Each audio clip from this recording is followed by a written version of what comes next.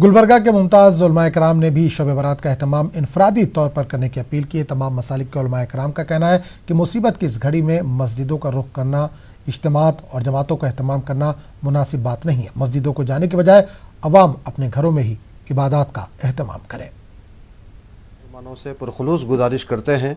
कि वो नमाज इशा के लिए अपने घरों से ना निकलें, अपने अपने घरों में ही इनफरादी तौर पर नमाज इशा अदा करके क़ज़ाए उम्री के साथ तिलावत व दुरूद और ज़िक्र व इस्तिग़फ़ार में मसरूफ़ रहें। नवाफिल का एहतमाम करें, दुआओं का लुज़ूम रखें।